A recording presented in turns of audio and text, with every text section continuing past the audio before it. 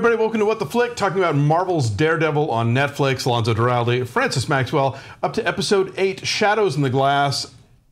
It's such a great episode. Yeah, this is my favorite. I think this is my favorite. There's a thing in TV that's, well, there's a bottle episode, which is sort of where you take the two lead characters and kind of put them, you know, in a space by themselves, and you know, sort of devote the whole thing to them interacting, like the Fly episode of Breaking Bad, or the suitcase on Mad Men, the fight on Masters of Sex.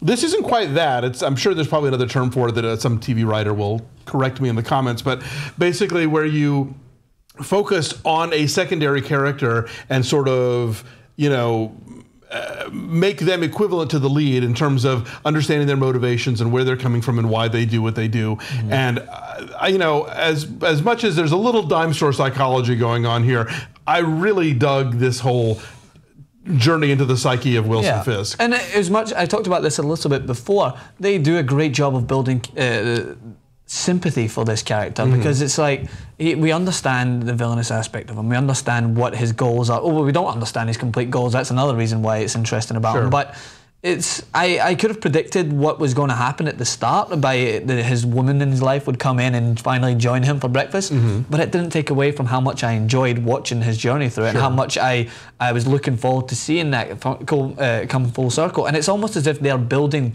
Wilson Fisk's character maybe even more than Matt Murdock, like, because we've seen Matt Murdock's some brief flashbacks, but none of them really hit home as much as this one did. Well, it's funny. I mean, they're both shaped by their fathers. Yeah. You know, by their relationship with their fathers, by the lessons that were passed down directly or indirectly from their fathers, and they were both sort of shaped by childhood violence. Yeah. Although in Fisk's case, he committed that violence. Exactly.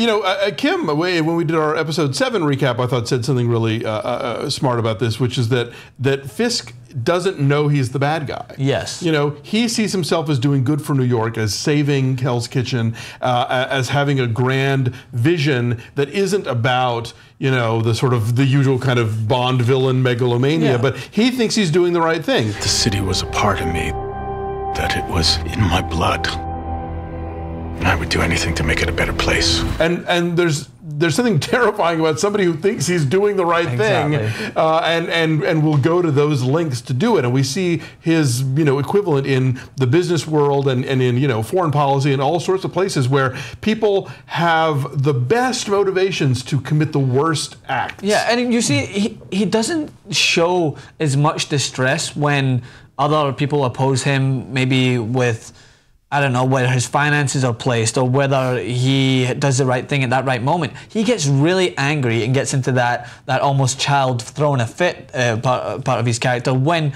people question his motives. That's when he gets really upset, and that's what you're touching on as well, which is interesting, because as soon as people begin to question what his ultimate goal is, that's when he gets angry, because he thinks that he's trying to better the city. Sure. He thinks that he's coming out to make a difference from a city that is suffering a disease, as he says in later episodes, that he's trying to cure everyone from the disease of it. And you're right, that's even more terrifying from a villain, and they do a great job of balancing that whilst, as I said before, making you feel sympathetic for him. Like, he had a troublesome childhood, that his father sculpted him into the man that he is, in the way that he will take lives when necessary, because his father basically put him in the situation where he had to do something, or else his mother could have been the one to fall fatal to him. So he, in a way, is kind of vulnerable to certain sides of villains. That's one thing that he's vulnerable towards when it comes to Wilson Fisk, is Wilson Fisk knows what has to be done to be necessary. He is ruthless, and he will take lives when has to, whereas Matt Murdock is still at that morality, that complex in his head where he doesn't know what to do. Right. Now tell me, because you cover a lot of fashion here at Young Turks, what's your take on his dress sense? The muted tones, the blacks and the grays. Well, he passes by numerous great suits before he goes on to that muted one that he seems to go to every time, which is obviously it's a comfort zone that he's in. I mean, all his suits look. I love his wardrobe. I'm a little bit jealous. All those nice cufflinks, and he chooses the same one. At least I'm glad we have an explanation now why this guy who apparently has really good taste in other departments and a lot of money always wears those awful cufflinks. story there now. And that was a great scene, is because when you're first introduced to these cufflinks, you think, oh, he's got a great relationship with his father, and he wears them because he likes to remember his dad. Sure. But it's like a way of remembering that I do what it has to be done to get to try and make things better. Whoever's in my way. Yeah, whoever's in my way, I'll take them out of the way. And his father, as much as he feels guilty about doing it, you find that incredible moment when he's at breakfast and he says, or he's at later on, and he says, I didn't do it for my mother. I did it for me. And that again was a little chilling, because he has that mind frame as a kid. Yeah. What's he like now when he's become sculpted by the city? And again, Vincent D'Onofrio and Isla Zurer are so great on this show. They're Those awesome. characters are so rich and fascinating, and their interplay is so great to watch, because he could so easily be this sort of two-dimensional bad guy. She could very much just sort of be this sort of, quasi-psychotic mall, you know. But they really relate to each other on this adult level, and they have so much... there's so many tones to their personalities and where they come from and why they do what they do. Because what is great about them is when they come on screen, you almost forget that he's a villain and that she's in love with a villain, knowing all his horrible things. Right. You forget that because you're like, wow, they're really good together. I like the side that she brings out on him, and I like the side that he brings out on her. Every pot has a lid. Yes, exactly. And that's and that's just great writing, great acting more than anything.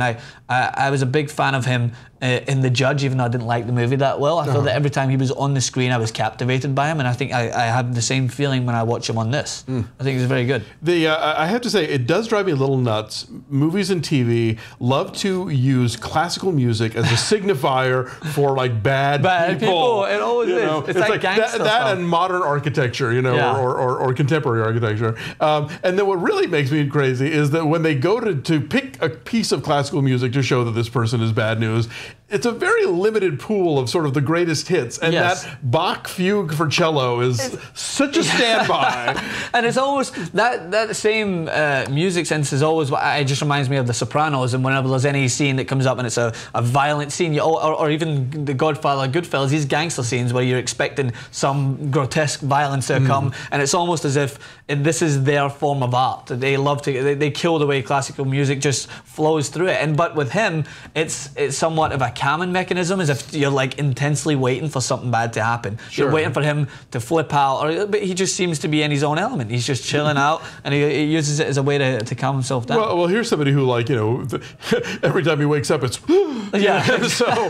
you can understand why he might need a little something to. And it's amazing when he wakes up and you see him staring at that wall, and then you see the storyline behind it. Yeah, why interesting. where the rabbit in a snowstorm comes from. Yes. That was, I thought, a really cool little. Yeah, it was hands down for me the best episode that we've seen so far, and I think you hit the nail on the head when you're saying there's those significant moments in seasons where it's like a breather episode where they can do it very wrong, which I've seen in shows like The Walking Dead, where they take you back and show you how the characters are feeling at this moment. You're like, oh, just get me to the action. Like, I need to see this. But with this, you're so engrossed in the character that you can't help but just want to know more and want to know why he's acting the way he is. Sure, and I mean, he's so essential to this, and part of what makes Daredevil interesting is having a nemesis that is worthy of him. Yes. And so I think building up Fisk and making him so interesting ultimately benefits the whole show and the hero, because it's more of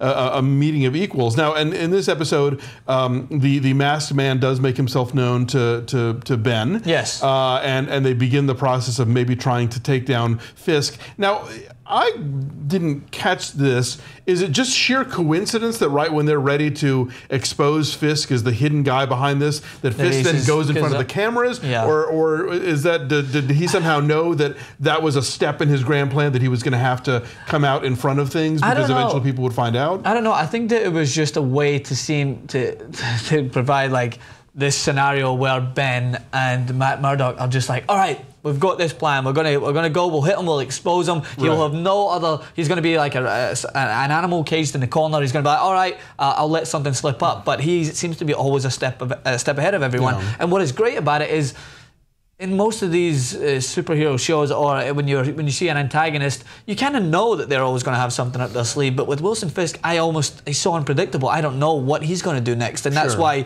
I think that you're right with that scene. It could have been a coincidence, or I think it was just a way to create the suspense around what they're going to do to try and to remove him from his power. Yeah, what's your plan B? What's your going to be? And he's just like, I don't need a plan B. I know your plan A, and he just comes out and he tackles them. And I think also, and what's interesting also is how they tie the girlfriend into him doing that. Like she's the one who really kind of gives him that confidence and that sense of belonging to humanity, where I think he's felt very separated from it, a very kind of solitary figure for such a long time. Yeah. That enables him to step forward and to be a visible presence in all this, which totally screws up the plans of anybody who try and take him down, whether he knows that or not. Yeah. It's still an interesting confluence of events, even if it just winds up being sheer coincidence. But what this also does in this scene is it also makes him more vulnerable, because now they know that who he is, because we've spent this whole first half of this season basically not wanting to utter his name, and if you do, then you'd rather stick your head through a spike than face the consequences of them, right? So, but he now, not only is he let everyone know where he is, he starts making more public appearances. He starts making appearances beside his significant other. So you're thinking to yourself, right, well, not only is he putting himself in danger now, he's putting her in danger, but he's willing to do so to kind of lay all his cards out on the table and wait for someone else to have an answer. He's the Koch brothers. Yes, he is. They operated in the shadows for a long time, and now we know what they're up to, and so that's a good thing and a bad thing, and for them it's, I'm sure it adds to their clout, but also they probably preferred not being known to regular folks about what they were up to and what their ultimate agendas were. So. Yeah, and the only thing that I am a little confused about is the time frame at this moment, because I know, not skipping ahead to the next episode, which you guys can see as we review, is that they say that the Masked Man hasn't made an appearance in a while.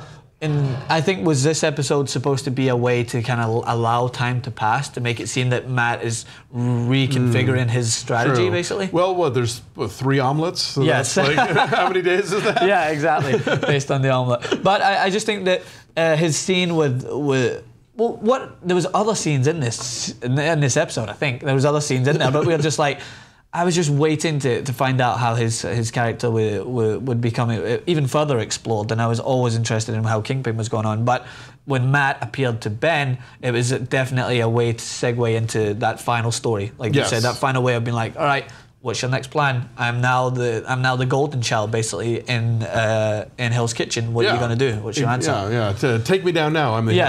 Exactly. So cool. All right, so this just gets more and more interesting. Check out our episode 9 recap, which will be coming soon.